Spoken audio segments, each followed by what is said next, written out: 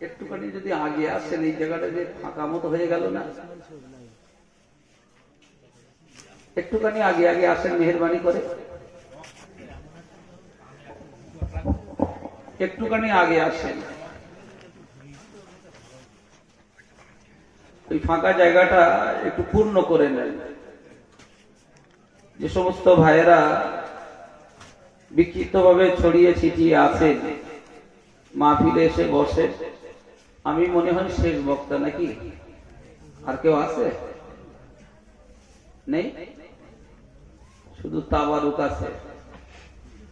মানে প্রায় ইফতারের সময় হয়ে গেছে, রোজা প্রায় শেষ, চলে আসেন। হয়তো ভাবতেছে ইসমাইল ভাই শুরু করেছে, কতক্ষণ বলবেন তা কি জানি। আগে অনেক বলেছি, 3-4 ঘন্টাও চালিয়েছি। এখন আর খুব লম্বা হবে না, 1 ঘন্টা আপনাদের কাছে চেয়ে নিচ্ছি। 1 ঘন্টার সময় একটু আল্লাহর রাস্তে গল্প যারা করতেছেন, কুটুম এসে কিছু কুটুম আসেনি, প্রত্যেক বাড়ি বাড়ি কুটুম। গল্প পরে করবেন, যতটা গল্প হয়েছে ওই জায়গায় রেখে মাহফিলে আসেন। মুফতি সাহেব হুজুর তিনি আপনাদেরকে যথেষ্ট ওয়াজ শুনিয়েছেন। মিনিট 20-25 লাস্টে মসজিদের জন্য একটু কালেকশনও করেছেন। আমার উপরে বোঝাটা হালকা হয়ে গেল, খুব একটা চাপ নেই। আমি ঘন্টাখানেক সময় আপনাদেরকে একটু ওয়াজ শোনাই, তারপরে আল্লাহ রাজি থাকে আখিরি দোয়া মোনাজাত হবে। শেষে একটু তাবারুকের আয়োজন যেটা কর্তৃপক্ষ করেছেন আপনাদেরকে সেটাও দেওয়া হবে। তো একটু জোরে আল্লাহকে ডাকি, গলা ছেড়ে চিৎকার দিয়ে। মাহফিলটাতে যুবক নেই, যুবকের সংখ্যা খুব কম। এই গ্রামে কি যুবক ছেলেরা বাড়ি নেই নাকি? আমি বুড়ো মানুষের জন্য ওয়াজ করা বাদ দিছি। বুড়ো মানুষ যারা 2 দিন পরে হয়তো আল্লাহটাকে চলে যাবে, এমনি তারা নামাজি, তারা আল্লাহওয়ালা। আমি অযোগ্য, তাদের আর কি ওয়াজ শোনাবো। আমি এখন এই 2022 সালের টার্গেট নিয়েছি যুবক। আল্লাহ চাইলে যুবকরা এখন অনেকদিন বাঁচবে। যুবকরা যদি পথে ফিরে আসে, একটা সমাজ গড়ার জন্য সবচেয়ে বেশি ভূমিকা, বেশি অবদান যুবকদের জন্য। কথা ঠিক না ভুল? এই দেশটাকে স্বাধীন করার জন্য বুড়ো মানুষগুলো কিছু করিনি, যা করেছে বলে যুবকেরা। বুড়ো মানুষ লড়াই করতে পারবে? যারা বুড়ো মানুষ আছেন রাগ করে চলে যাবেন না, আপনাদের ফজিলত আছে লাস্টে, আগে যুবকদের ফজিলত বলে নেই। রাসূলুল্লাহর একটা মাহফিল হচ্ছিল, সেই মাহফিলে একজন যুবক জায়গা না পেয়ে দাঁড়িয়ে দাঁড়িয়ে হুজুরের বয়ান শুনছেন। হুজুর আমার যুবককে কতটা সম্মান দিয়েছেন দেখেন। নিজের গায়ের চাদর খুলে তাকে দিলেন, দিয়ে বললেন ইজলিস ইয়া জারির, ও আমার যুবক তরুণ সাহাবী বসো এবং আমার চাদরের উপরে বসো। সুবহানাল্লাহ বলে। কে চাদর দিয়েছেন? আল্লাহর রাসূল। হযরত জারির রাদিয়াল্লাহু আনহু রাসূলুল্লাহ চাদরটা নিয়ে মুখে চুম্বন দিয়ে বুকের ভিতরে নিয়ে বললেন আকরামাকাল্লাহ কামা আকরামতানি ইয়া রাসূলুল্লাহ। বলেন সুবহানাল্লাহ। কি বললেন জানেন? ইয়া রাসূলুল্লাহ, ইয়া হাবিবাল্লাহ, আল্লাহ পাক আপনার সম্মান, আপনার মর্যাদা বৃদ্ধি করে দিন, যেভাবে আপনি আমাকে মর্যাদা দিয়েছেন। আপনার চাদরে বসার যোগ্যতা আমার নেই, আমার জায়গা না থাকে আমি ধুলোয় বসবো, আপনার চাদরে বসবো না। আর একটু বলেন সুবহানাল্লাহ। রাসূলুল্লাহর ব্যবহারটাও বোঝেন। বিশ্ব নবী হয়ে, সরওয়ারে কায়নাত হয়ে, রাহমাতুল লিল আলামিন হয়ে নিজের গায়ের চাদর একজন সাহাবীর জন্য দিয়ে দিলেন। সম্মানিত ভাইরা, আমরা সেই রাসূলের উম্মাত। কার উম্মাত? অনেকে খালার উম্মত হয়ে বসে আছে।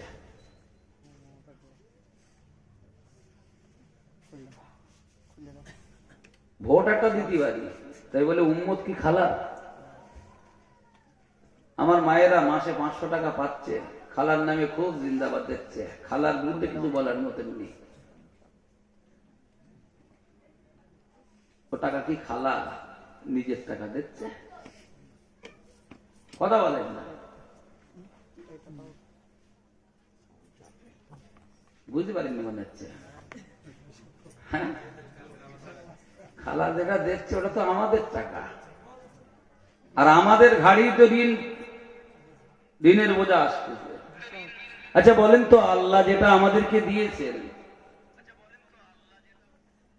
আল্লাহ যেটা দিয়েছেন, আল্লাহর তরফ থেকে যেটা পেয়েছি, দুনিয়ার আর কেউ দিতে পারবে? হ্যাঁ, আর কেউ দিতে পারবে না। মহান আল্লাহ বলেছেন, আলাম নাজআল লাহু আইনাইন, বান্দা আমি কি দুটো করে চোখ দেইনি? শুধু চোখ দেননি, চোখটাকে সংরক্ষণের যাবতীয় ব্যবস্থা আল্লাহ করেছেন।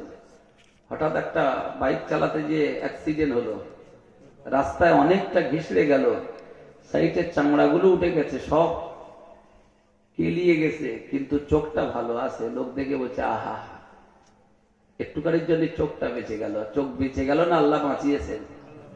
কেন বেঁচে, কিভাবে বাঁচিয়েছেন জানেন? এখানে হাত দেন, এখানে একটা থোবনা বানা আছে না, আর উপরে এই দুটোর মাঝখানে আল্লাহ চোখটাকে এমন ভাবে রেখেছেন, কোন অ্যাক্সিডেন্ট হলে চোখের উপরে না, এই দুটো গার্ড আল্লাহ চোখটাকে সংরক্ষণ রেখেছেন। এই যে আল্লাহ পাকের গড়া, আল্লাহর কুদরতে হাতে তৈরি করা, কত সুন্দর।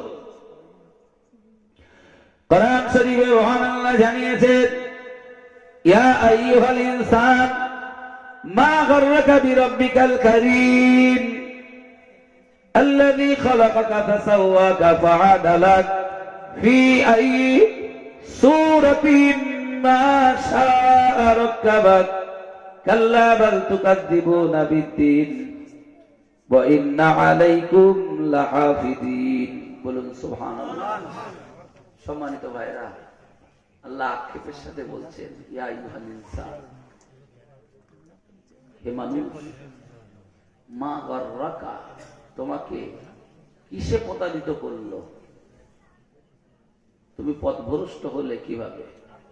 বিরব্বিকাল কারীম, তোমার সম্মানিত যে মালিক, তোমার যে রব, তোমার যে স্রষ্টা, তোমার যে প্রতিপালক, যিনি তোমাকে এত সুন্দর করে বানিয়েছেন, সেই মালিক থেকে কে তোমায় প্রতারিত করলো? আল্লাহকে ভুলি না আমরা। রব্বুল আলামিন কোরআনে বলছেন, যে মালিক তোমাকে সৃষ্টি করেছে, আল্লাযী খালাকাকা ফাসাওয়াকা ফাআদালাক, যে রব্বুল আলামিন, যে মালিক আমাদেরকে বানিয়েছেন, আমাদের সুন্দর অবয়ব দিয়েছেন, সুন্দর গঠন দিয়েছেন, আর আমাদের গঠনটাকে তিনি সুবিন্যস্ত করেছেন, সুসজ্জিত করেছেন। জোরে বলুন সুবহানাল্লাহ। একটু মহব্বত করে বলেন। এইটাকে যদি তাফসীর করা যায়, বেশি না, আপনার এই কোঁচা থেকে হাত পর্যন্ত, এই ফিঙ্গার গুলো নিয়ে একটু ভাবেন তো, এগুলো যদি আল্লাহ সোজা একটা করে হাত দিয়ে দিতেন, সোজা কাটা চামচ হয়ে যেত, শাশুড়ির নাস্তা জামাইবাবু খেতে পারতেন? হ্যাঁ? এই যে হাতের আঙ্গুলগুলো 5টা যদি সমান করে দিতেন ভালো হতো না? কথা বলে নাহলে দোয়া করতে বলো।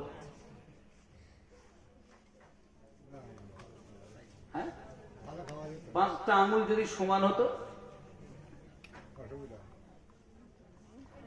প্যারা হাজিরিন, আল্লাহর নিয়ামতগুলো একটুখানি যদি অনুধাবন করেন, উপলব্ধি করেন, আল্লাযী খলাকাকা, তিনি সৃষ্টি করেছেন তোমাকে, শুধু সৃষ্টি করে দেননি, ফাসাওয়াকা ফাআদালাক, তিনি সৃষ্টিও করেছেন, মায়ের পেটে এক ফোঁটা পানি থেকে রক্তে পরিণত করেছেন, রক্ত থেকে গোশতে, গোশতে থেকে আমাদের একটা করে অঙ্গ প্রত্যঙ্গ সুন্দরভাবে মায়ের পেটের ভিতরে 3টে পর্দার মধ্যে আল্লাহ আমাদেরকে বড় করিয়েছেন। সুবহানাল্লাহ।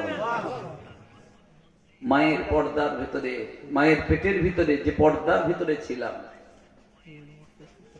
সেখানে বাইরের অক্সিজেন নেওয়ার কোনো জায়গা ছিল না। এখন যদি কাউকে পুকুরে চুবিয়ে ধরা হয় বা কোনো পানিতে কাউকে ডুবিয়ে দেওয়া হয়, বাঁচবে? কিন্তু ছিলাম তো ডুবে, মায়ের পেটে একটা বাচ্চা। প্যারা হাজিরিন, মনে রাখুন রব্বুল আলামিন আল্লাহ, তিনি আমাদের প্রতি কতটা দয়া, কতটা নিয়ামত তিনি দিয়েছেন। একবার আমরা যদি ভাবি, একবার যদি কোরআনের দিকে দৃষ্টিপাত করি, নিশ্চয়ই রব্বুল আলামিন আল্লাহর দেওয়া নিয়ামত স্বীকার করতে হবে। শুধু তিনি আমাদের সৃষ্টি করে ছেড়ে দেননি, আমাদের গঠন, আমাদের অবয়ব, আমাদের আকার আকৃতি সব তিনি সাজিয়েছেন। আর বলেছেন ফি আই সূরাতিন মা শারাকাবা। সুবহানাল্লাহ, কত সুন্দর সূরত আল্লাহ আমাদেরকে দিয়েছেন। এখানে যে কজন মানুষ আমরা আছি, একটু দয়া করে বলেন, একজনের সূরাতের সাথে আর একজনের মিল আছে? আপনি বাবা যে কটা বাচ্চা জন্ম দিয়েছেন, আপনার স্ত্রী যে কটা বাচ্চা জন্ম দিয়েছেন, একই পিতা একই মাতা, তাদের ঔরসে বা তাদের গর্ভে যে সন্তান হয়েছেন, যে মায়ের সন্তান যে কটা জন্মা, একই রকম হওয়াই তো নিয়ম ছিল, ঠিক না ভুল? একই রকম হওয়াই দরকার ছিল না বলে? একই মা তো, এক মায়ের উদরে, একই মায়ের গর্ভে যখন 5টা সন্তান তৈরি হলো, 5টা একটার সাথে আর একটার পুরোপুরি মিল আছে না কিছু পার্থক্য আছে বলে? হ্যাঁ, তাহলে পার্থক্য সূচিত করলেন কে? কেন করলেন? আবার আছে না নেই? আমার ভাইরা, বাবজিরা, মা বোনেরা, নিবেদন করে বলি, আল্লাহ রাব্বুল আলামিন তিনি আমাদেরকে সুন্দর করে বানিয়েছেন। কোরআন শরীফে মহান আল্লাহ জানিয়েছেন, লাকাদ খালাকনাকুম সুম্মা সাওয়ারনাকুম সুম্মা কুলনা লিল মালাইকাতি ইসজুদু লিআদামা। আমি তোমাদের অবয়ব দিয়েছি, আকৃতি দিয়েছি, গঠন দিয়েছি, প্রকৃতি দিয়েছি, তোমাদেরকে সুন্দর করে বানিয়েছি। এরপরে আমি আল্লাহ হযরত আদমকে সামনে রেখে সিজদা দেওয়ার অনুমতি নির্দেশ দিয়েছি। যখন আমি বলেছি সুম্মা কুলনা লিল মালাইকাতি ইসজুদু লিআদামা, বলে আমার ফেরেশতারা তোমরা এবার আমার আদমকে সিজদা করো। ও মুসলমান, এই আদমকে ফেরেশতারা সিজদা দিল। যখন আদমকে সিজদা দেওয়ার নির্দেশ আল্লাহ দিলেন, সবাই আদমকে সিজদা দিল।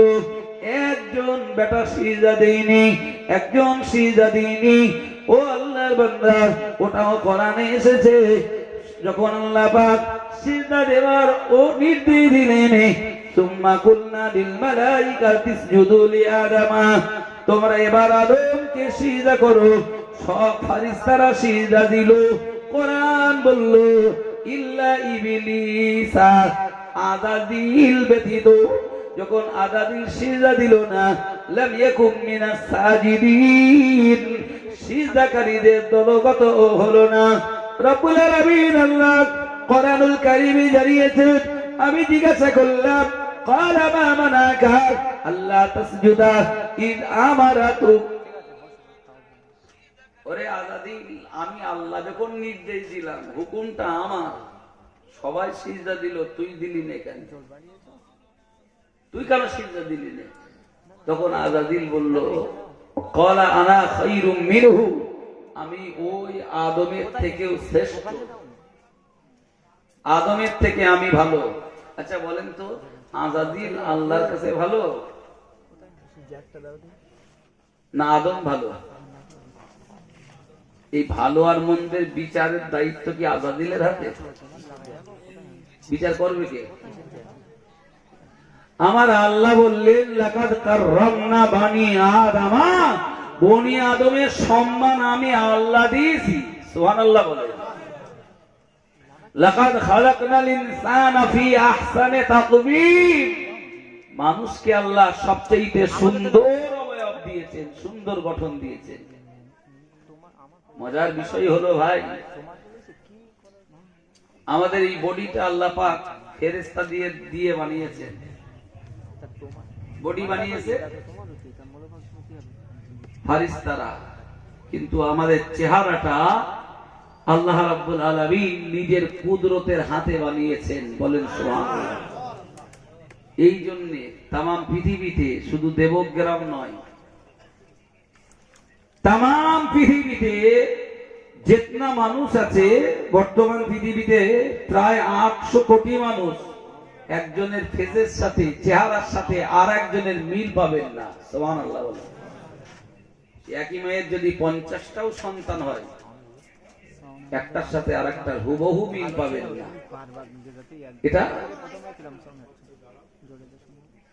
এটা সম্পূর্ণ আমার আল্লাহর কুদরত। মুসলমান ভাইরা, কোরআন শরীফে রব্বুল আলামিন এই জন্যই বলেছেন, আমার নিয়ামতগুলো স্মরণ করো বান্দা, যে নিয়ামতগুলো আমি আল্লাহ তোমাদেরকে দিয়েছি, এই নিয়ামতের কদর আদায় করো। ওয়া আম্মা বিনি'মাতি রাব্বিকা ফাহাদ্দিস, নিশ্চয়ই আল্লাহর দেওয়া নিয়ামতগুলোর বর্ণনা করতে আল্লাহ বলেছেন, ও আল্লাহর বান্দা, আল্লাহ পাক আপনাকে অর্থ দিয়েছেন, সম্পদ দিয়েছেন, আল্লাহ পাক আপনাকে সৌন্দর্য দিয়েছেন, আল্লাহ পাক আপনাকে যত টাকা পয়সা দিয়েছেন, যত জমি জমা দিয়েছেন, যে ব্যবসা দিয়েছেন, চাকরি দিয়েছেন, যে নিয়ামতগুলি রব্বুল আলামিন দিয়েছেন, ওই আল্লাহর নিয়ামতগুলির বর্ণনা দিতে বলা হয়েছে, আল্লাহর কৃতজ্ঞতা স্বীকার করতে বলা হয়েছে। যদি আল্লাহর বান্দা আল্লাহর কৃতজ্ঞতা স্বীকার করেন, আল্লাহর নিয়ামতের কদর আদায় করেন, কোরআন জানিয়েছে, লাইন শাকারতুম লাযীদান্নাকুম, যদি আল্লাহর নিয়ামতের কদর আদায় করো, নিশ্চয়ই বান্দা মনে রাখো, আল্লাহ পাক যে নিয়ামত দিয়েছেন, ওই নিয়ামতকে আরো তিনি বাড়িয়ে দেবেন। না শুকরি হয়ো না। ওয়ালা ইন কাফারতুম ইন্না আযাবি লাশাদীদ, যদি তোমরা নিয়ামতের কদর আদায় না করে কুফরি করো, মনে রাখো, ইন্না আযাবি লাশাদীদ, আমার আযাব অত্যন্ত কঠিন। আল্লাহর আযাব অত্যন্ত কঠিন। আমি একটা কথা বলছি, হাসরের ময়দান যেদিন বিচার হবে, বিচারের দিন আল্লাহ জাহান্নামকে টেনে আনতে বলবেন, ওয়াজিআ ইয়াউমা ইদিন বিজাহান্নামা, জাহান্নামাকে নিয়ে আসতে বলা হবে। তো ফেরেশতারা জাহান্নামকে টেনে আনবেন। জাহান্নামকে আনতে 70,000 শিকল লাগবে। 70,000 শিকলের, প্রতিটা শিকলের বালাতে থাকবে 70,000 করে ফেরেশতা।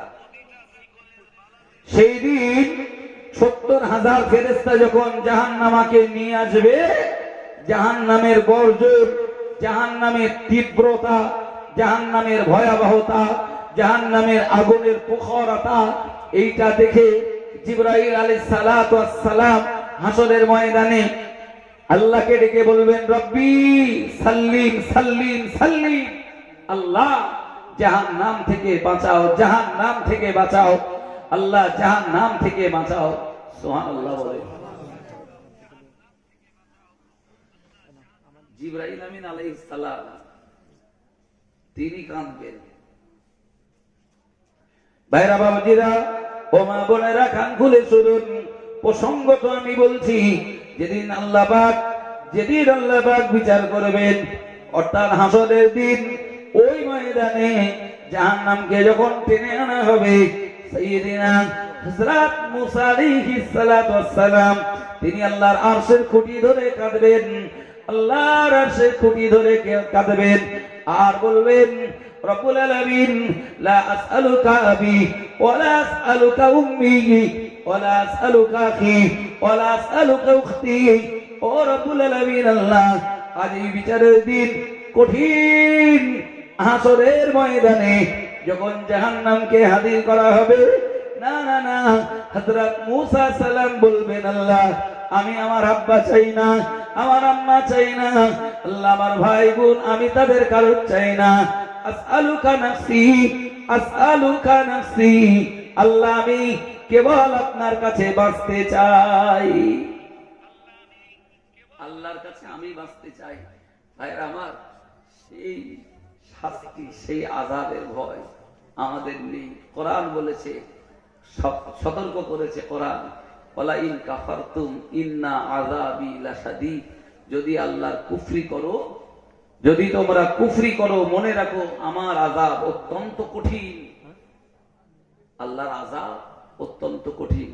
যে আযাবের ভয় আমাদের মধ্যে নেই, যে শাস্তির ভয় আমরা করি না, ভাই যে শাস্তির ভয় করবেন হাসরের ময়দানে, হযরত আদম আলাইহিস সালাম তিনি বলবেন, নাফসি নাফসি ইয়া নাফসি, তিনি সেদিন নিজে নিজে বাঁচতে চাইবেন আল্লাহর দ্বারে। আদম আলাইহিস সালামকে বলা হবে, আপনি আবুল আম্বিয়া, আবুল বাশার, সমস্ত নবীদের পিতা, সমস্ত মানুষের পিতা, আল্লাহ আপনাকে কত সম্মান দিয়েছেন, ফেরেশতারা আপনাকে সিজদা দিয়েছে, আপনি আজকে কাঁদছেন কেন? আদম আলাইহিস সালাম বলবেন, আল্লাহ পাক বেহেশতের ভিতরে আমাকে যখন থাকতে দিলেন, আমি আমার বিবিকে নিয়ে বেহেশতের পরম সুখে ছিলাম, কিন্তু আল্লাহর নিষেধ ছিল, লা তাকরাবা হাদিহি শাজারা, খবরদার জানো ওই গাছের নিকটবর্তী হবে না। আমি আমার বিবি দুজন গাছের নিকটবর্তী হলাম, সেই নিষিদ্ধ গাছের ফল খেলাম, এটা তো আল্লাহর হুকুমের লঙ্ঘন হলো, হলো না? হলো না? এখন যে আল্লাহর হুকুমের লঙ্ঘন আমি করেছি, সেই আল্লাহ সামনে আমার বিচার, আমি আদম আল্লাহর কাছে মুখ দেখাতে পারবো না। আমরা যারা এখানে আছি একটু দয়া করে বলবেন, আল্লাহর কত হুকুম লঙ্ঘন করেছি, তার কোন সীমা রেখা আছে? আল্লাহ বলেছেন, বান্দা তোমার উপরে নামাজ ফরজ করেছি, যেখান থেকে সাবালক সাবালিকা হয়েছে নামাজ ফরজ। আজও অনেকে বেনামাজি, এখনো নামাজ পড়েনি। আল্লাহ পাক নির্দেশ দিয়েছেন, রমজান একটি মাস, রোজা ফরজ। বহু মুসলমান আমরা আজও রোজা রাখে না, ঠিক না বল? বহু ধনীর উপরে হুকুম হলো যাকাত দাও, বহু মুসলমান আজও অর্থ আছে তার হিসেব করে যাকাত দেয় না, ঠিক না বল? বলেন একটু। প্যারা হাদি মনে রাখো, ওই বিচারের দিন আউয়ালু মা ইউহাসাবু ইয়াউমাল কিয়ামাতি আস-সালাত, হাসরের ময়দানে প্রথম প্রশ্ন আমার আল্লাহ করবেন, বান্দা নামাজ পড়েছো কিনা? দুনিয়াতে আমার হুকুম ছিল, আমার বিধান ছিল, একবার নয়, ওরে বান্দা কোরআন শরীফে 82 জায়গায় নামাজের নির্দেশ দিয়েছি, বান্দা তুমি নামাজ আদায় করেছো? না না না না না, ওই হাসরের ময়দানে সবাই বাঁচার জন্য বলবেন, আল্লাহ নামাজ তো আদায় করেছি, আমরা দুনিয়াতে নামাজি ছিলাম। রব্বুল আলামিন বলবেন, যদি সত্যি নামাজি হয়ে থাকো, আর আমার দরবারে একটা সিজদা দাও না, একটা করে সিজদা দিয়ে দেখাও নামাজি কিনা, আমি আল্লাহ একটু দেখতে চাই। যারা নামাজি আল্লাহ ওয়ালা, এই নামাজিরা আল্লাহর হুকুমে সিজদা সেদিন দেবে, কিন্তু যারা বেনামাজি, যারা নামাজ পড়েনি, আপনারা বলেন সেদিন আল্লাহর কাছে কি সিজদা দিতে পারবে? পারবে বা? হ্যাঁ, যুবককে বললে বলে এখন নামাজের সময় হয়নি। আজকে জুমার দিন গেছে না, হুজুর মনে হয় বলছিলেন, আমি তখন ঢুকেছি, জুমার দিন ডিজিটাল মুসল্লি সব 2 রাকাত পড়ে পালাচ্ছে। হ্যাঁ, এই মুসলমান জিজ্ঞেস করবেন বলে ইমাম সাহেব লাস্টে দোয়া করে খুব লম্বা, ওই জন্য থাকি। ইমাম সাহেব করলে কতক্ষণ করবে? 10 মিনিট দোয়া, তাই তো নাকি? 15 মিনিট কি আধ ঘন্টা? ইমাম যদি দোয়া করে, ইমাম নিজের জন্য শুধু করবে না, আমাদের জন্য করবে। এই মুসলমান যখন 4 জন মিলে মোনাজাত করবে, 4 জন, ওখানে কোনো সময় দেখবে না। দেবগ্রামে মোনাজাত হয়, হ্যাঁ, সারা রাত মোনাজাত করে, সারা রাত, মানে টাটকা আল্লাহর ওলি সব, হাত ব্যথা হয় না। কি মোনাজাত বুঝতে পেরেছেন? আমার কথা একটু মারে ফাঁকি কথা আছে, বুঝে লিখতে হবে। সারা রাত পার হয়ে গেল, ভোরবেলা বাড়ি এসে বউটা জিজ্ঞেস করতেছে এতক্ষণ কোথায় ছিলে? বুঝলি 4 জন বন্ধু মিলে একটু মোনাজাত করছিল। তবে তুমি এত ভালো হয়েছ কবে? মোনাজাত করছিলে তা টুবিলি গিলে পাঞ্জাবি? বলছে সে মোনাজাত না, তুরুকের মোনাজাত। শুধু বউটা ভালো বলে এখনো কোলে ভাত দিচ্ছে। দেবগ্রামে মনে হয় এই মোনাজাত নেই, আছে হুজুর?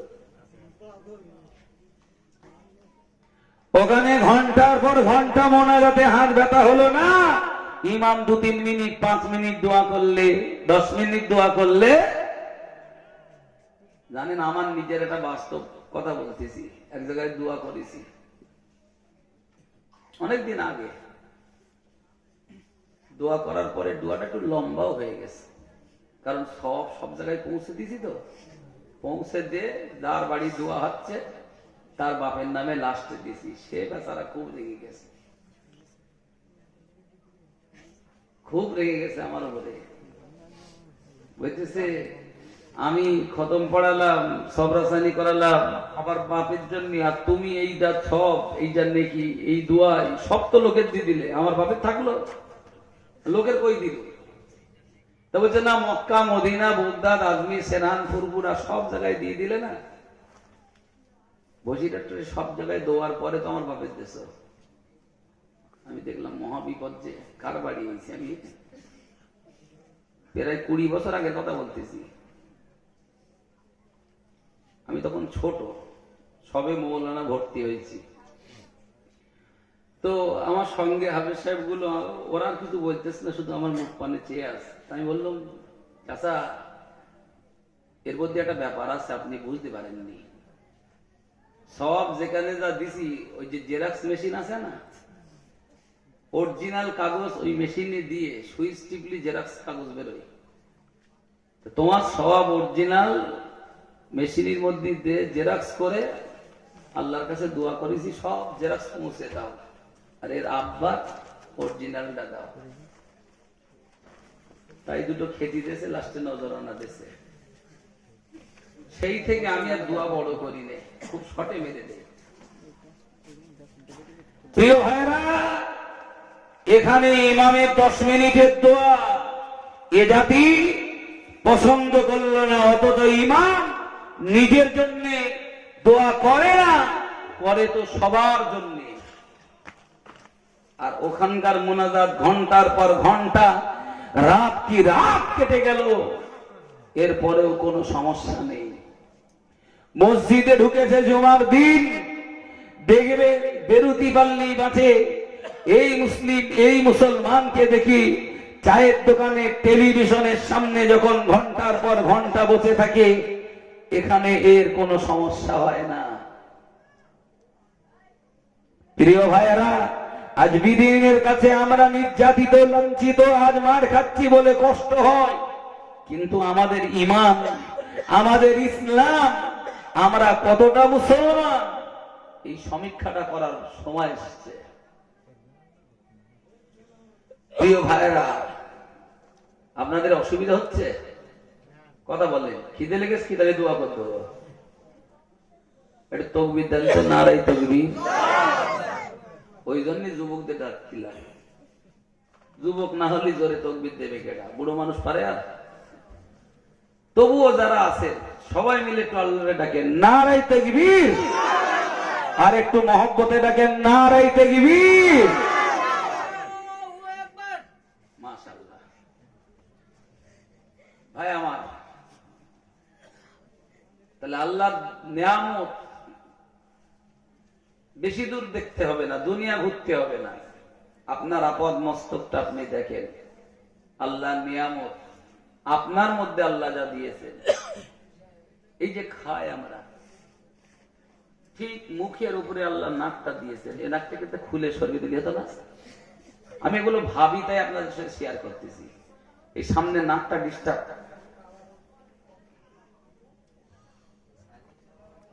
একজন বলছে আল্লাহ সব সৃষ্টি করেছে ভালো, এই নাকটা সামনে দিয়ে বেড়া করে দিয়েছে। আচ্ছা, এখানে না দিয়ে যদি ঘাড়ের দিকে দিতেন, মুখটা বেশ সমান মতো হতো, ভালো হতো না? একটু বলে। প্যারা হাজরিন, মনে রেখে দিন, আমরা মানুষ, আমরা খাবো, আমরা পান করবো। ও বারা বান্দিরা, কোরআন জানিয়েছে কুলু মিন তাইয়্যিবাতি মা রাযাকনাকুম। রব্বুল আলামিন আল্লাহ যত রুজি আমাদের জন্য দিয়েছেন, না না না, যেগুলো হালাল, যেগুলো পবিত্র, যেগুলো পাক, এগুলো আল্লাহ খেতে দিয়েছেন, হারামকে বর্জন করতে বলেছেন। ও ভাইরা বান্দিরা, মা বোনেরা, ভুল আমায় বুঝবেন না, নিবেদন করে বলি, না না না, পাক জিনিস, হালাল জিনিস, তাইয়্যিবাত যেগুলো বলা হয়েছে, কখনো কখনো সেগুলো নষ্ট হয়ে যেতে পারে, কখনো খাওয়ার ভিতরে বিষ মিশানো হতে পারে। ওরে আল্লাহর বান্দা, কি আপনি খাবেন? যেটা আপনি খেয়ে বাঁচবেন, যেটা আপনার রক্ত তৈরি হবে, আপনার শক্তি তৈরি হতে পারে, না না না না না, সেটা আপনি খাওয়ার আগে, সেটা আপনি খাওয়ার আগে পরীক্ষা করে আপনি খাবেন। এই জন্য আল্লাহ পাক নাকটাকে দিয়েছেন। এই নাক যদি না থাকে, খানায় যদি বিষ মিশিয়ে দেওয়া হয়, না না না, আপনি হয়তো খেয়ে নেবেন, কিন্তু খানায় যদি বিষ মিশানো থাকে, যখনই মুখে আনবেন, নাক বলে দেবে খবরদার খবরদার, এ খানাটা খেয়েও না, এটা খেলে তোমার লাইফ রিস্ক। ঠিক না ভুল? তাহলে নাক, এটাকে আল্লাহ মেশিন হিসাবে দিয়েছে, এটাকে আমার আল্লাহ পরীক্ষা করার একটা যন্ত্র হিসেবে দিয়েছেন। আপনি যেটা খাচ্ছেন সেটা বাসি কিনা, পচা কিনা, গন্ধ কিনা, বিষ মেশানো কিনা, গালে দেওয়ার সময় নাক আপনার বলে দেবে, ঠিক না বলে? তারপরে ভিতরে যান, যে জিহুবাটা আল্লাহ দিয়েছেন, যে জিহুবা আল্লাহ আমাদের দিয়েছেন, জানেন মানুষের যে জিহুবা আল্লাহ দিয়েছেন, প্রাণীদেরও জিহুবা আছে। মানুষ জিহুবা দিয়ে যত স্বাদ পায়, প্রাণীরা জিহুবা দিয়ে অতটা স্বাদ পায় না। এই জিহুবা আপনাকে বলে দেবে কি আপনি খাচ্ছেন, আর এই স্বাদটা নেওয়ার জন্য জিহুবা সাইডে আল্লাহ দুপাটি করে দাঁতও দিয়েছেন। সুবহানাল্লাহ বলেন। দাঁত যদি আল্লাহ না দিতেন, গোস্তের যে হাড্ডির মজা, এই মজা কি পাওয়া যেত? রান্না ভালো করেছে, রাঁধুনির প্রশংসা হয়, রান্নাটা যা ভালো না, ইমরানের মায়ের রান্না, ওহ খুব মজা লেগেছে। জামাই শ্বশুর বাড়ি গেছে, শাশুড়ি খুব ভালো রান্না করেছে, শাশুড়ি ভালো রান্না দিয়েছে, জামাই খেয়ে খুব প্রশংসা করছে, আমার মায়ের রাঁধুনির চাইতেও আমার আম্মাজির রান্না আরো বেশি মজা। বুঝতে পেরেছেন নাকি? যারা বিয়ে করেনি তারা বুঝতে পারবে না। করে প্রিয় ভাইরা, আপনি আত্মীয়ের বাড়ি যান, বন্ধুর বাড়ি যান, শ্বশুর বাড়ি যান, যেখানেই যান, ভালো মন্দ খান, প্রশংসা যিনি রাঁধুনি রান্না করেছে, যিনি বাজার করেছেন, যত্ন করেছেন, তার তো প্রশংসা হবে, তার জন্য দোয়াও হবে। মেহমান যদি কারোর বাড়ি আসে, মেহমানকে যত্ন করাও নবীর আদর্শ, নবীর সুন্নাত। আর মেহমানের একটা দায়িত্ব আছে, কি বলে, কেউ যদি মেহমানদারি করায়, ও মুসলমান শুনুন, কথায় প্রসঙ্গে বলি, মেহমানদারি যদি কেউ করায়, কেউ যদি আমায় খাওয়ায়, আমার প্রথম দায়িত্ব হলো খানাটা ভালো মন্দের প্রশংসা পরে, আমি খাওয়ার পরে, সবার খাওয়ার পরে আমার প্রথম দায়িত্ব হলো আলহামদুলিল্লাহিল্লাযী আত'আমানা ওয়া সাকানা ওয়া জা'আলানা মিনাল মুসলিমিন। বলুন সুবহানাল্লাহ। প্রশংসা হবে আলহামদুলিল্লাহ, ওয়া আল্লাহর প্রশংসা, আল্লাযী যিনি আত'আমানা আমাদেরকে খাইয়েছেন, ওয়া সাকানা আর আমাদেরকে পান করিয়েছেন, আর ওয়া জা'আলানা মিনাল মুসলিমিন আর আমাদেরকে যিনি মুসলমান বানিয়েছেন। জোরে বলুন। মুসলমান হওয়াটা বড় সৌভাগ্যের বিষয়। অনেকে মুসলমান হওয়ার পর মনে করছে আমার দুর্ভাগ্য। মুসলমান হওয়াটা সৌভাগ্য কিনা বলে? হাদিসে এসেছে রাদিতু বিল্লাহি রাব্বা ওয়া বিল ইসলামি দীনা ওয়া বি মুহাম্মাদিন আলাইহিস সালামু নাবিয়্যা।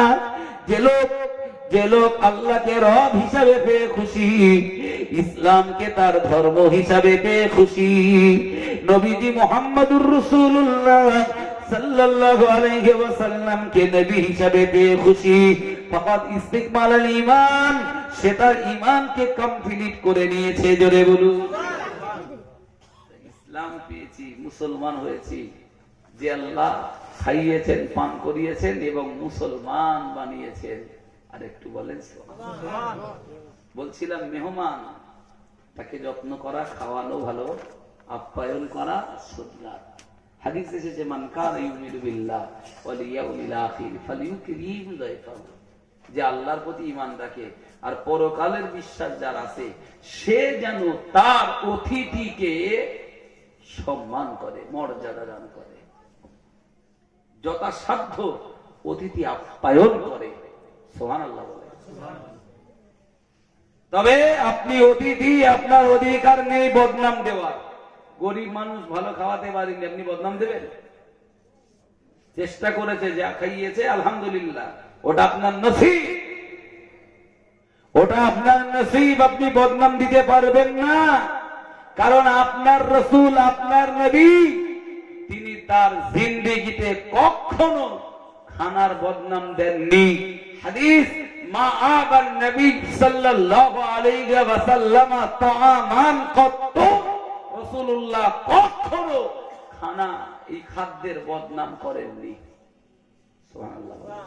আমার নসিবে যা ছিল তাই হয়েছে। এমনও সময় আসে তো আলু ভর্তাও জোটে না, ঠিক না ভুল? হ্যাঁ, প্যারা হাজরিন, যেটা আমি বলতেছিলাম, মেহমানের দায়িত্ব রয়েছে। ওই মেহমানের দায়িত্ব, মেজবান যিনি, অতিথি আপ্যায়ন যিনি করেছেন, তার জন্য একটু দোয়া করা। ও আল্লাহর বান্দা, ওই দোয়াটা আমরা তো করতে পারি না। আমরা বলি রান্না ভালো হয়নি, মজা হয়নি, খাওয়া ভালো দেইনি, এগুলো আমরা বলি। না না না না না, ও আল্লাহর বান্দা, দায়িত্ব আমাদের রয়েছে। ওই দায়িত্বটা হলো আল্লাহুম্মা আতইম মান আত'আমানি, আল্লাহ তুমি তাকে খাওয়াও যিনি তাকে খাওয়াও যিনি আমারে খাইয়েছেন। ওয়াসকি মান সাকানি, আল্লাহ যিনি আমাকে পান করিয়েছেন, তাকে আপনি পান করান। ওয়াজআলানি মিনাল মুসলিমিন, আর আমাদিগকে মুসলমান আপনি বানিয়ে নেন। জোরে বলুন সুবহানাল্লাহ। কুটুম বাড়ি খেয়ে এই দোয়া পাঠ করা হয়। আজকে যত কুটুম এসে দেব কে জিজ্ঞেস করবে যে কুটুম বাড়ি খেয়ে দোয়া পড়তে হয়, দোয়া যদি না পড়ো ফিরিয়ে দাও যা খেয়েছ।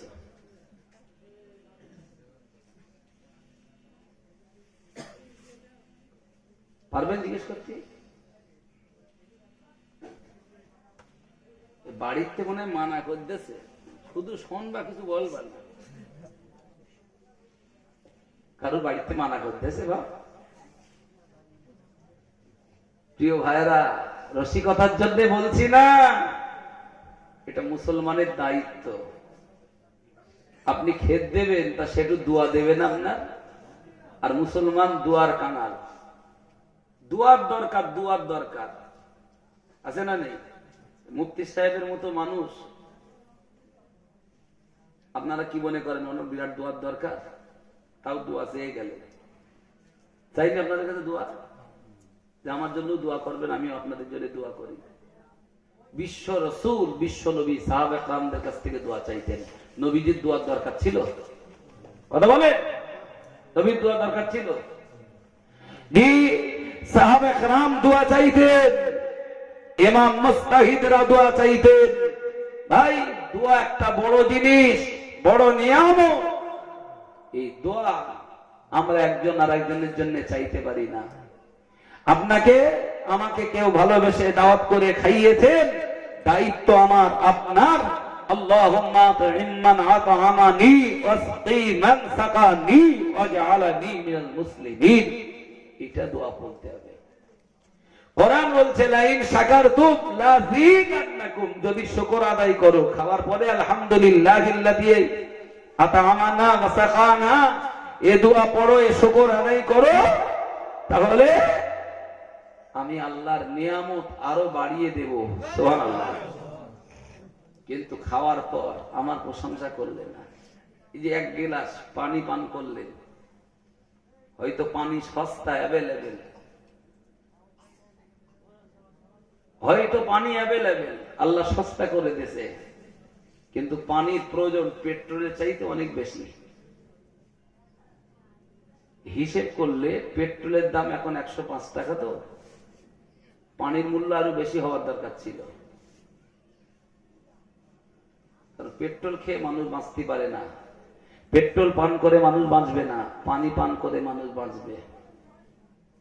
কিন্তু আমার আল্লাহর নিয়ামত এত বেশি পরিমাণ দিয়েছেন। পৃথিবীতে মাটি যদি হয় 22%, তো 78% আল্লাহ পানি দিয়ে দিয়েছেন। এই পানিটা আল্লাহর নিয়ামত না? বলে কত বড় নিয়ামত। তবে সেই নিয়ামত সস্তায় পাচ্ছি বলে অপচয় করতেছি। পানি যতটুকু প্রয়োজন, প্রয়োজনের চাইতে অতিরিক্ত বা অপব্যয়, অপচয় করতে পারবেন না, এর জন্য হিসেব দেওয়া লাগবে। খানা যতটুকু পারেন ততটুকু খান, যতটা প্রয়োজন ততটা নেন, অতিরিক্তটা আপনি নষ্ট করতে পারবেন না। নষ্ট করলে পরে গুনাহ হবে। জি, এমনকি রাসূলুল্লাহ খানার তরিকা, তিনি যখন খেতেন, দস্তরখান না বিছিয়ে রাসূলুল্লাহ খেতেন না। আমরা কুটুম আসলে শুধু কুটুমদের সামনে দস্তরখান দেই, ঠিক না ভুল? এই কথা বলেন আমার সাথে, পারবেন বাড়ি একটা কাপড়ের দস্তরখান বানিয়ে রাখতে? যখনই খাবেন দস্তরখানে খাবেন, জায়গাটাও পরিষ্কার থাকবে, রাসূলুল্লাহর একটা সুন্নাত জিন্দা থাকবে। যে ঘরে, যে বাড়িতে দস্তরখান চালু থাকবে, দস্তরখান যে বাড়িতে চলবে, ওই বাড়িতে রুজির অভাব হবে না। যে ভাতটা পড়ে গেল, যে খাদ্যটা পড়ে গেল, হুজুর তুলে নিতেন আর বলতেন কোনটার ভিতরে বরকত আছে ওটা আমরা জানি না। সুতরাং খানা যদি পড়েও যায়, দস্তরখানে পড়লে তো সেটা তুলে খেতে পারবেন, আর এমনি ময়লা জায়গায় পড়লে তো খাওয়া যাবে না। এখন দেখছেন না আধুনিক স্টাইল সব জায়গায় শুরু হয়েছে ভাই। আল্লাহ রাসূল সাল্লাল্লাহু আলাইহি ওয়াসাল্লাম কখনো তিনি টেবিল চেয়ারে খেতেন না। মা কালান নবী সাল্লাল্লাহু আলাইহি ওয়াসাল্লাম আলা খাওয়ানিন ওয়ালা ফি সুকুরজাতিন ওয়ালা খাদিদা লাহু মুরাক্কাতুন। হাদিসে এসেছে নবীজি কখনো টেবিল চেয়ারে খেতেন না। হুজুরের জন্য নানা রকমের ভ্যারাইটিস আইটেমের, অনেক রকমের আইটেমের পেয়ালা, আর একটা একটা পেয়ালায় এক এক রকমের খানা, এক এক রকমের আয়োজন, ভিন্ন ভিন্ন হতো না। কিছু ধনী মানুষ আছে দেখবেন খাওয়ার সময় 36 রকমের আইটেম থাকে। ভুল বলতেছি নাকি? মাঝে মধ্যে আমার কাউ কপালের দেখ হয়, বড় লোকের বাড়ি দাউদ, তবে বড় লোকের বাড়ি দাওয়াত হলে না এদিক সেদিক করে কাটাবার লাইন করি, কারণ ও যে কি খাওয়াবেন তার ঠিক না। একদিন এক বড় লোক আমার দাওয়াত করেছে, খেতেও দেশে ভালো, খেয়েছিও খুব, আমার সঙ্গীরাও খেয়েছে খুব। খাওয়ার পরে গল্প হচ্ছে, এ বললি আর আপনারা দাওয়াত বন্ধ করে দেবেন না তোমার? হয়তো সামনে বছর তার লেবেন না, তা না হয় না লেবেন, আমি একটু বলে যাই। বলতেছে হুজুর দোয়া করবেন, এই ঘরটা করেছি 35 লাখের উপরে খরচ হয়ে গেছে। আমি বললাম আপনি যা চাকরির টাকা পান, 35 লাখ টাকায় ঘর করেছেন, ঋণ টিন করেছেন নাকি, দেনা করেছেন? বলছি না, দেনা ঋণ করিনি, চাকরির টাকাতে লাগাতে হয়নি, চাকরির টাকা না লেগে এত টাকার ঘর করেছে। কিছু টাকা ওই শুধু তাই না, মেয়েটা পড়ে, তার পিছনে প্রায় লাখ টাকা খরচ আছে, আর অন্য খরচ আছে, তা মেয়ের পিছনে যা খরচ হয় তাও আমি চাকরির টাকায় লাগাইনি। তো লোকটা একটা গুণ ভালো, আমার সঙ্গে সত্যি কথা বলে সব। আর এত টাকার ঘর, মেয়ে পড়ানো, আরো আপনার যায় তা আপনি এত টাকা পান কিভাবে? তা বলছে লোকে খুশি করে টেবিলের তলা দিতে দেয়। বুঝতে পেরেছেন নাকি? মনে মনে হচ্ছে আল্লাহ কার বাড়ি খেয়েছি, কার বাড়ি খেয়েছি। আপনি যে আয়োজন করে খাওয়ালেন, এও কি ওই টেবিলের তলার টাকা নাকি? তা বলতেছ না, এটা মাইনের টাকায় খাইয়েছি, খাস টাকা। তবু আমার সন্দেহ হয়েছে, ফেরার সময় 200 টাকা বের করে বাড়ি একটা কচি ছেলের হাতে দিয়েছি, বলা যায় না হয়তো কৃষি কি করে খাইয়েছে তার ঠিক নেই, সে যা আইটেম দিয়েছে, আমার শাওরিও অত আইটেম কোনোদিন দিতে পারিনি। সবচেয়ে যত্ন করে তো জামাইকে শাওরি নাকি বলেন? আর কোন বন্ধু কোনোদিন এত আইটেম করে খাওয়ায়নি, বিশাল খাওয়া। 200 টাকা হোটেল খরচ পানা কচিটার হাতে দিয়ে এসছি, ওটা আমার মনে মনে আল্লাহকে বলে দিছি, আল্লাহ এটা নাই হোটেল খরচ, এটা খাইয়েছে, কি খাইয়েছে কি দেয়। এই যে টেবিলের নিচে দিয়ে টাকা ও পাচ্ছে আর লোকে দিচ্ছে, আপনি এই টাকা নেন, বলছে কত নেব না বলেন দিন, জোর করে দিচ্ছে তো, আর জোর করে দিলি আস্তে আস্তে আয়েগা তো হালাল হয়ে যায়গা। বলছে একজনের বলেছি এ কাজ আমি করতে পারবো না, বলেছে না আমার করে দিতেই হবে, আপনার অ্যাকাউন্ট নাম্বারটা দেন। বলছে আমি দেইনি, আমার পি এর কাছ থেকে অ্যাকাউন্ট নাম্বার নিয়ে যা দেবার ওই অ্যাকাউন্ট দিতেছে। আচ্ছা এইরাম আল্লাহর ওলি দেশে একটা দিক আছে না নেই? কথা বলে না, এটা ঘুষ না? হ্যাঁ, আমি একটা প্রশ্ন আপনাদের করি, এখানে দোয়ার পরে একটু তাবারুকেরা দেবে, আমি জানি না কি করেছে, খিচুড়ি না বিরিয়ানি, গোস্ত দিয়েছে। আচ্ছা এই গোস্ত যদি মরা গরুর গোস্ত হয়, যে গোস্তটা খিচুড়ির দেশে, ওই গোস্ত বাদ দিয়ে আপনারা খিচুড়ি খাবেন না? যদি এই যে গোস্ত দিয়েছে না তাবারুকে, এইটা যদি মরা গরুর গোস্ত হয় কেউ খাবে? একজনও না জানলে খাবে। আচ্ছা আমার ভাই বলছেন না জানলে খাবে, আমি ধরেন বলে দিচ্ছি, তর্কের খাতিরে ধরেন। ধরুন কেউ বিরিয়ানি করেছে, খাসির বিরিয়ানি, আর সেখানে আমাদের দাওয়াত দেশে খাসির বিরিয়ানি অনেক দাম, আর সেই খাসির মধ্যে একটা খাসি মরে গিয়েছে, তবু অনেক দাম বলে বাড়িওয়ালা দেখতেছে সবে তো মরেছে, কিছু হয়নি, তো ওইভাবেই কেটে কুটে অতি দিতাম। বাইদি ভাই এই খবরটা লিক হয়ে গেছে, খাসির বিরিয়ানি যা হয়েছে 10টা খাসির ভেতরে একটা খাসি মরা। ওই গোস্ত আর এই গোস্তগুলো একসাথে করেই বিরিয়ানি হয়েছে।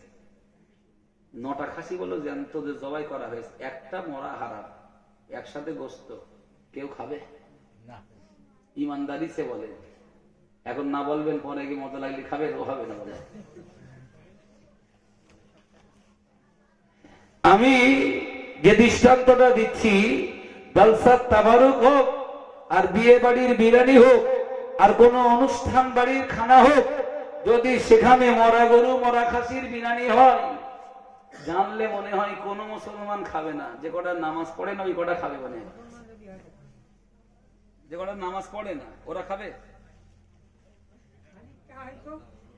একটাও খাবে না।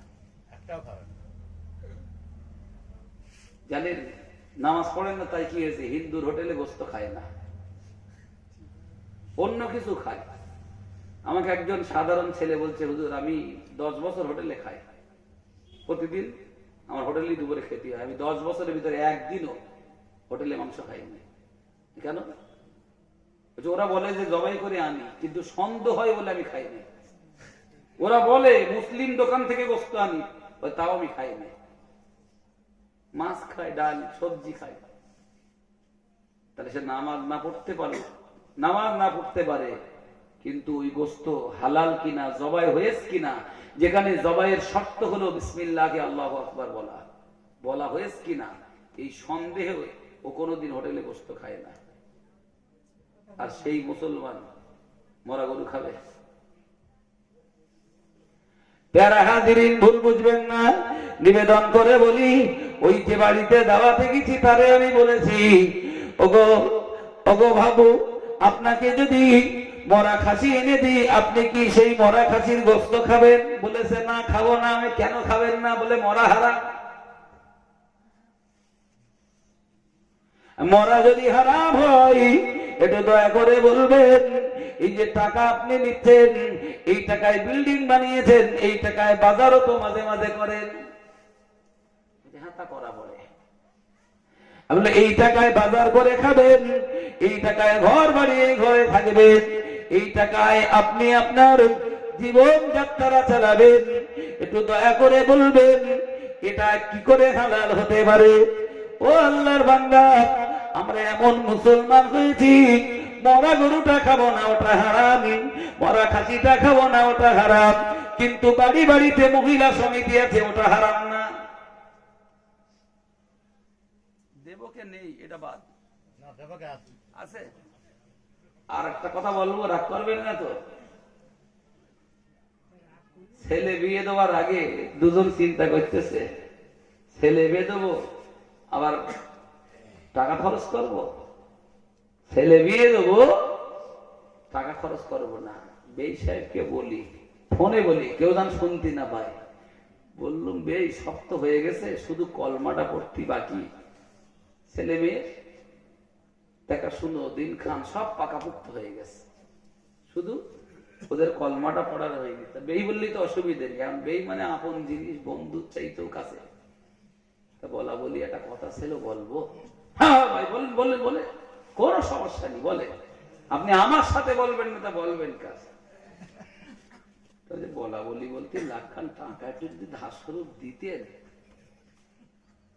জানেন তো জমি কিনেছি, ও মার্কেট করেছি, ওদিকে এই করেছি সেই করেছি, সব তো আপনার মেয়ে আপনার জামাইয়ের জন্য, আমার কিছু না। লাখখান টাকার একটু টানাটানি স্যার, ওই যে অ্যাকাউন্টে নেবেন না চেকে নেবেন? অ্যাকাউন্টে না চেকে? আচ্ছা একটু ফিরিয়ে দেওয়ার নিয়ে তাহলে কথা বলতে হবে। ও যদি ধার করবে তো অন্য জায়গায় করতে পারত। দুজন যুক্তি করেছে, এই টাকাটা বেশ জীবনে চাইবেও না আর দিতেও হবে না। ভাই কিছু লোক ডাইরেক্ট বলতে পারে না বলে উকিলের ডেকে বলে, শোন কেউ যেন না জানে, ফেরেশতাও যেন না লিখতে পারে, কেউ যেন খবর না রাখে, কারণ যদি জানতে পারে তাহলে অনেকে আবার খাবে না। নামাজি মুসল্লি লোক বোনের সাথে খায় না, ঠিক কিনা? বসিরহাটের হুজুর লিখেছেন পনের সাথে বিসমিল্লাহ বলে খেলে ঈমান থাকে না। কেউ জানবে না, শুধু তুই আর আমি জানবো। তোর 1010 দেবো, তুই লাখ কালি একটু আদায় করতে পারবি? খুব পারবো।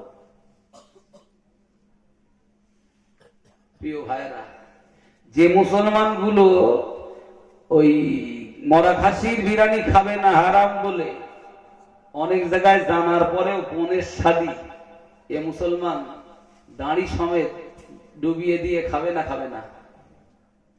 কথা বলতে হবে না। কি বাপ বলে? হ্যাঁ, আরো যদি আইটেম ভালো হয়, মেনু কাটে পরপর কি কি আইটেম আছে, এগুলো যদি ভালো হয়, শুধু খাবে না, খাওয়ার সময় চিন্তা করেও খাবে না কতটা খাচ্ছি। রাসূলুল্লাহ খাওয়ার নিয়ম বেঁধে দিয়েছেন, পেটটাকে 3টে ভাগ করে, একটা ভাগ পূর্ণ করো, আর একটা ভাগ পানি দিয়ে সেটা পূর্ণ করো, আর একটা ভাগ খালি রেখে দাও। যদি এই সুন্নাত তরিকায় আমরা খাই, বিশ্বাস করুন শরীরের 90% রোগ সুস্থ হয়ে যাবে। এমনকি খানা খাওয়ার সাথে সাথে পানি পান করতে নেই, পানিটা একটু পরে পান করুন। পেট ভর্তি খেয়েছেন, তারপরে আবার পানি দিয়ে একদম গলা পর্যন্ত করে নিয়েছেন, শুধু বলতেছে গ্যাস হচ্ছে, শুধু কথা বলেন না। ওইটা ওযু থাকতেছ না, ওযু থাকবে কি? তুই খেয়েছিস কত? অন্তত একটু হাফ টাইম নিয়ে পরে পানিটা খাবি। প্যারা নবী মুহাম্মদুর রাসূলুল্লাহ সাল্লাল্লাহু আলাইহি ওয়াসাল্লাম সব তরিকা আমাদেরকে দিয়েছেন। ও আল্লাহর বান্দা, নবীর তরিকা অনুযায়ী যদি খাই, নবীর তরিকা অনুযায়ী যদি ঘুমাই, নবীর তরিকা অনুযায়ী যদি সংসারটা করি, নবীর তরিকা অনুযায়ী, রাসূলুল্লাহর তরিকা অনুযায়ী যদি আমরা আমাদের জীবন যাত্রা চালাই, ও আল্লাহর বান্দা, এই জীবন হবে সুখের জীবন, এই জীবন হবে শান্তির জীবন, রোগ মুক্ত জীবন। আর একটা কথা বললে আমাদের গায়ে পড়বে, তবুও বলি, রাসূলুল্লাহ সাল্লাল্লাহু আলাইহি ওয়াসাল্লাম দুপুরে যখন খেতেন, জোহরের নামাজের আগে তিনি খেতেন, রাতে যখন খেতেন, ঈশার নামাজের আগে রাতের খানাটা খেয়ে নিতেন। কম খেতেন, বেশি নয়, পেট ভর্তি করে গলা পর্যন্ত নয়। হুজুর আমার অল্প খেতেন, জোহরের নামাজের আগে, ঈশার নামাজের আগে। ও আল্লাহর বান্দা, যদি এই নিয়মটা করতে পারেন, আমরা হয়তো পারি না, তবে নবীর এই হাদিসটা আমি নির্দেশ দিতেছি না, শুধু শোনাতেছি। যদি আপনার এই আমল আপনার জীবনে আপনি করতে পারেন, 80% শরীরের রোগ কমে যাবে। জোহরের নামাজের আগে খেতে হবে, রাতের ঈশার নামাজের আগে রাতের দুটো খানা খেতে হবে। আমরা রাতের খানা খাচ্ছি কখন? কথা বলেন একটু, ভালোর জন্য বলতেছি আপনাদের। মা ভাত খুলে বলতে না, ভাত খেইলে ভাত খা খা রাখো দিন, খাচ্ছি পরে। রাত 1টার সময় মা উঠে দেখে খোকা এখনো ভাত খাইনি। এই ভাত খাসনি, কখন খাবি? বলছে আর একটুখান বাকি আছে, তসবিহ পড়তে একটুখান বাকি আছে। মানে গেম এখনো শেষ হয়নি, এখনো তসবিহ পড়তেছে। ও জমির বাড়ি যাবে না? যাবে না, কিছু বলে না। মহা মুশকিল যে দিন দিন কাঁটা উঠে যাচ্ছে। বাপ চিন্তা করতে, ছেলেটার বিয়ে দেবো কি করে, ছেলেটার যে বিয়ে দেবো, দিন দিন তো এরা হয়ে যাচ্ছে। কেন বললেন দিন? আপনারা বুড়ো মানুষ যারা আছেন, আমার বয়োজ্যেষ্ঠ মুরব্বী, আপনাদের কাছে ক্ষমা চেয়ে বলছি, আপনারা এটা বুঝতে পারবেন না, আমার যুবক ভাইরা বুঝবে। পণ্য ভিডিও দেখে দেখে ও লাইফ পুরো পাই হয়ে গেছে। ঠিক বলিস না ভুল ভাই? ঠিক। যুব সমাজের হাতে, এমনকি ছেলে মেয়ে, এদের হাতে এই যে বড় বড় ফোন, এদের চরিত্রটাই নষ্ট করে দিয়েছে। তারপরে ওই ফোনগুলো নিয়ে এরা এখন চালাচ্ছে গার্লফ্রেন্ড আর বয়ফ্রেন্ড। শুধু দেবকটা বাদ। এই কদিন আগে 14ই ফেব্রুয়ারি গেছে বিশ্ব ভালোবাসা দিবস। কি দিবস? অনেক মুরব্বী লোক আছে, ক্ষমা করে দেবেন আমার, আপনারা বলবেন না। আমার যুবক ভাইদের জন্য কেন বলেছি, যুবক ভাইদের জন্য ওয়াজ করি। এই ওয়াজ বিশ্ব ভালোবাসার দিবস বুড়োরা বুঝবে? বুড়ো মানুষ ফেসবুকে দেশে বিশ্ব ভালোবাসা দিবসে কে কতটা ভালোবাসতে পারে। একটা গার্লফ্রেন্ড আর একটা বয়ফ্রেন্ড দুজনা ঠোঁটে ঠোঁট রেখে 6 ঘন্টা ছিল। এটা আবার ফেসবুকে দেশ। শয়তানেরা তোরা নিজেরা করবি, যা পারিস কর, মরবি ওখানে মর, ফেসবুকে দে। আবার এটা দেখানো হচ্ছে আমরা কত ভালোবাসা বাসতে পারি। কত সময়? 6 ঘন্টা। একটু মারহাবা টাবা বলবেন তো নাকি? কি দিন এলো? এরা স্বামী স্ত্রী না ভাই, ভার্সিটিতে কলেজে পড়া ছেলে মেয়ে, এরা ছেলে বন্ধু মেয়ে বন্ধু।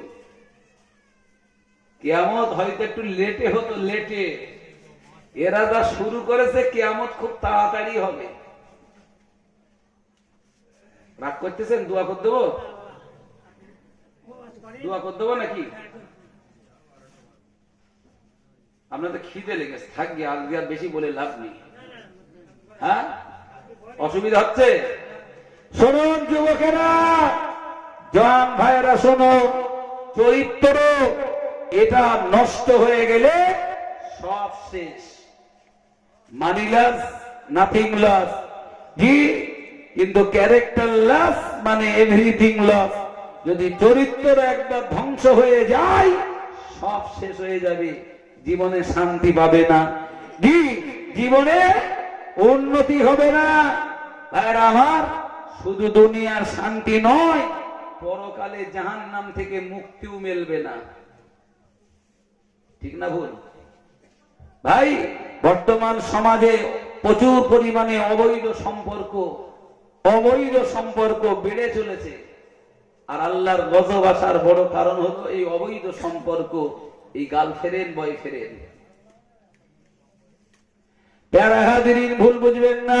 নবীজি মুহাম্মদুর রাসূলুল্লাহ সাল্লাল্লাহু আলাইহি ওয়াসাল্লাম এই জন্যই তো আমাদেরকে বলেছেন, ওগো সমাজের অভিভাবক, ওগো সমাজের অভিভাবকেরা, ও সমাজের গার্জেনেরা, আমি নবী মুহাম্মদুর রাসূলুল্লাহ সাল্লাল্লাহু আলাইহি ওয়াসাল্লাম বলি, তোমরা অবশ্যই ছেলে মেয়েদের বয়স যখন হয়ে যাবে, পরিণত বয়স হলে তাদের বিবাহ দাও।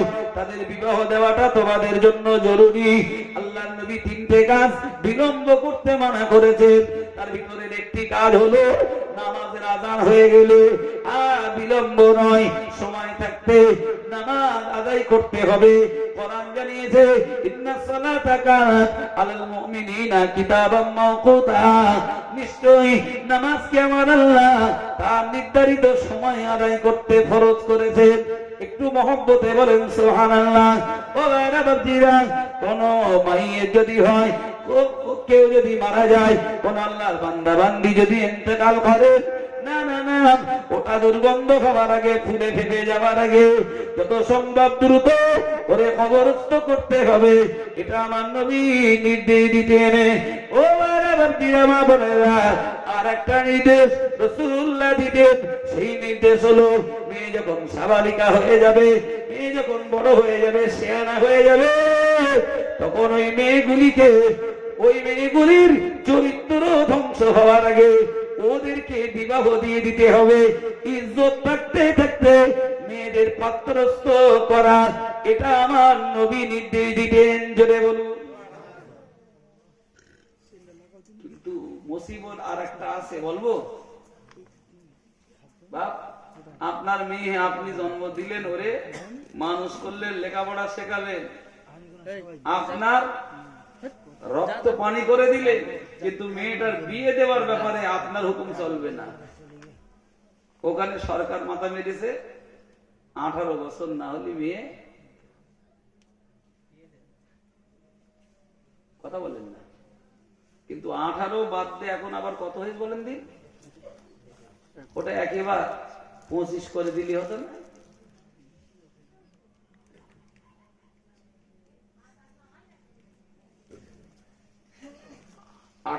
3 বেড়ে গিয়ে 21 হয়েছে, আবার বাড়াবে। তার মানে আপনাদের শেয়াল আছে, শেয়াল দেবকে নি রাত্রি 2-1টা দেখা হয় আমার সঙ্গে। তা শেয়াল একদিন মানে সারা গ্রাম ঘুরে ঘুরে হাঁস মুরগি ওরা পাচ্ছে না,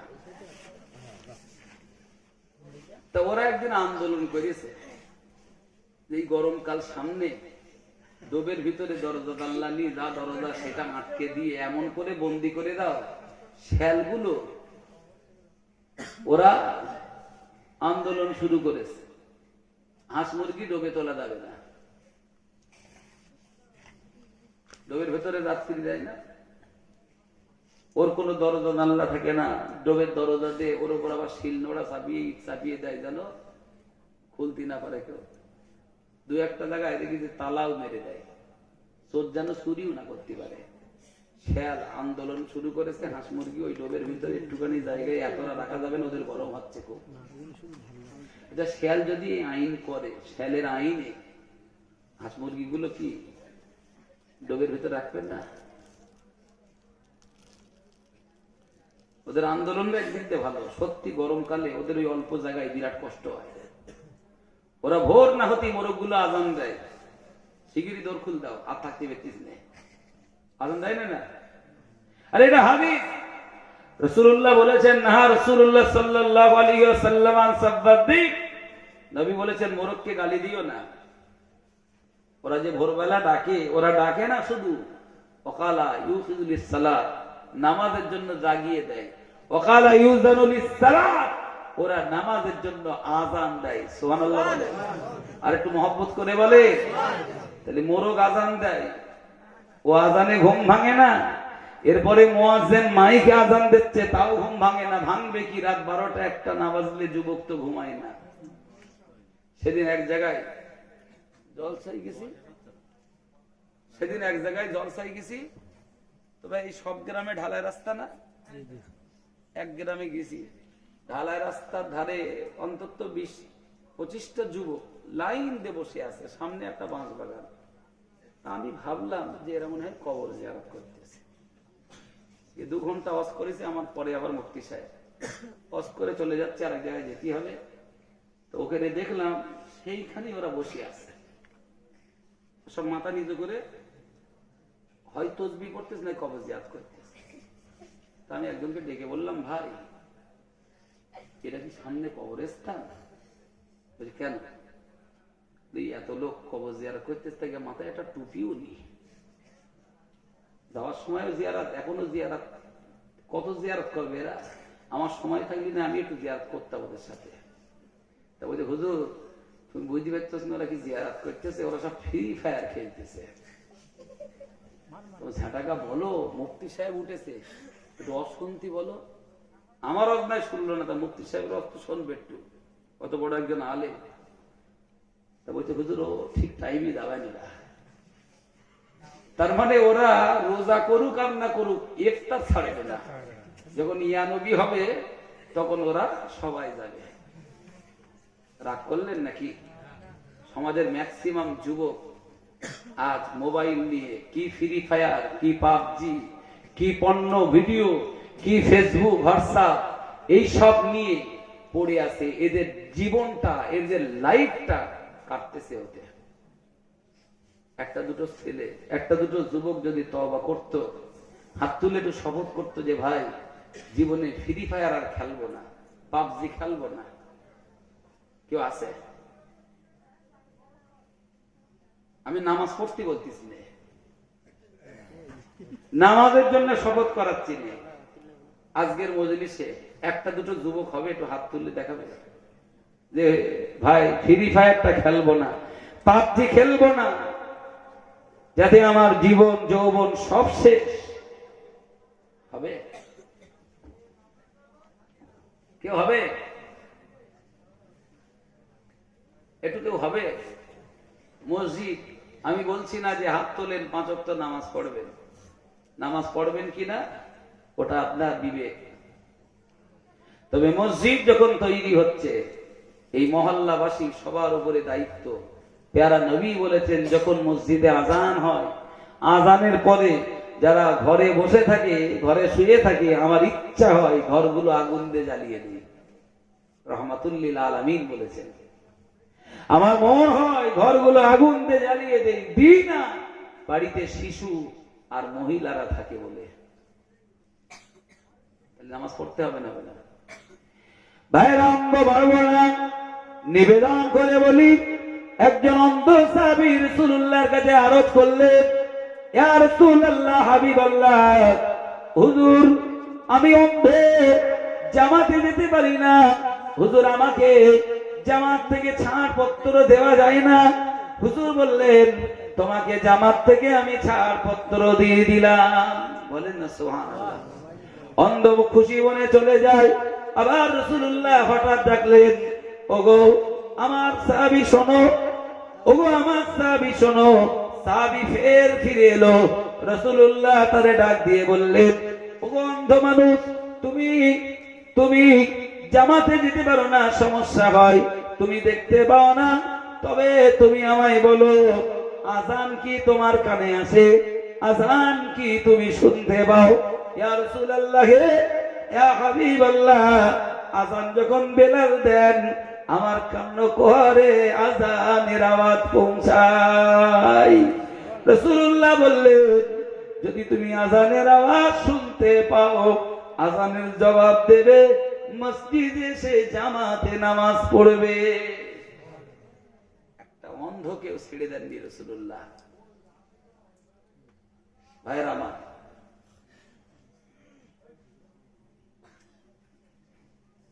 ভাই তাহলে মসজিদ যখন হচ্ছে নামাজ পড়তে হবে না? হবে না? একটা লোক হবে না, আমি নামাজের জন্য হাত তুলতেছি না, ওটা আপনার বিবেক। এই মাহফিল থেকে একটা লোক, একটা যুবক অন্তত একটু শপথ করবেন আল্লাহর দিক চাইয়ে যে ফ্রি ফায়ার পাবজি খেলবো না। হয়তো খেলেন না, এখনো খেলেন না, কিন্তু ভবিষ্যতে তো খেলতে পারেন। কেউ হবে একজন, আমি দোয়া করব, একটা লোক। হয়তো খেলেন না, কিন্তু ও মজা বোঝেননি, হয়তো মনে মনে হবে একদিন একটু দেখি দিন, ওই মুঠি খেললে হবে না। মাশাআল্লাহ, আমার এই এক ভাই, নাম কি ভাই? আব্দুল আলিম। আব্দুল আলিম ভাই, তাকবীর দেন, নারে তাকবীর, জোরে দেন না, নারে তাকবীর, আরো জোরে হবে না, নারে তাকবীর। আল্লাহ আমার ভাই যতদিন হায়াতে বাঁচবেন, আল্লাহ এই ফ্রি ফায়ার পাবজির মতো ঈমান ধ্বংসাত্মক গেম থেকে তারে হেফাজতে রাখেন। বলেন আল্লাহুম্মা আমিন। আমি একজনকে পেয়েছি, একজন বলেছেন, এবারে কেউ যদি বলেন আপনার ব্যাপার, তবে মনে মনে নিয়ত করেন, হাত তোলেন আর না তোলেন ওইটা বাদ দিতে হবে। আসুন যারা যেখানে আছেন, দুয়ার আগে সোনার মদিনায় রাসূলুল্লাহর দরবারে একটু সালাতুস সালামের নজরানা পেশ করি। ইয়া নবী সালাম।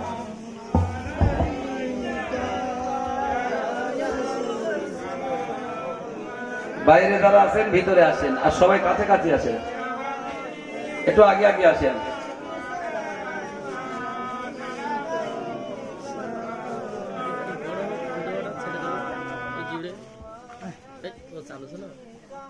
যারা বাইরে আছেন সবাই ভিতরে আসেন এবং একটু কাছে কাছে, ফাঁকা জায়গাটা পূরণ করলেন। একটু আগে আসেন বাবা, আগে আসুন, সবাই আগে আসুন, সামনে ফাঁকা জায়গাটা রাখবেন না, সবাই কাছে কাছে আসুন।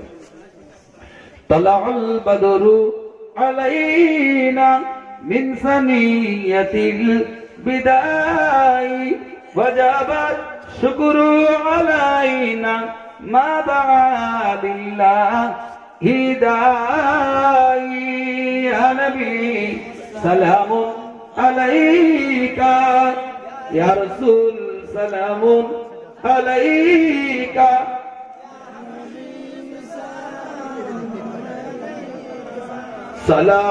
সালাওয়াতুল্লাহ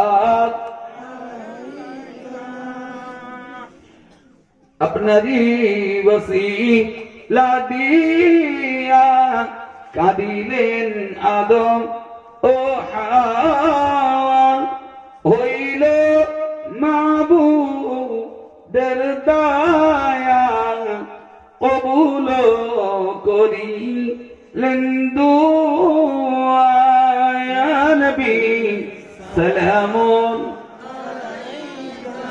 ইয়া রাসূল সালাম আলাইকা ইয়া হাবিবি সালাম সালাওয়াতুল্লাহ জিবরাইল ডাকে বারে বার খুলে দাও আসমানের দুয়ার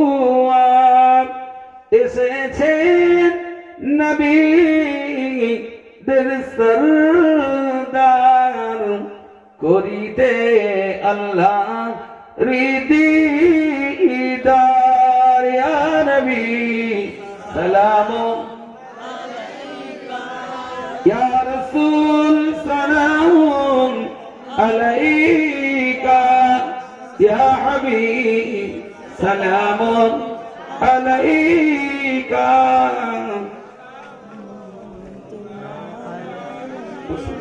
সিস্টেমটা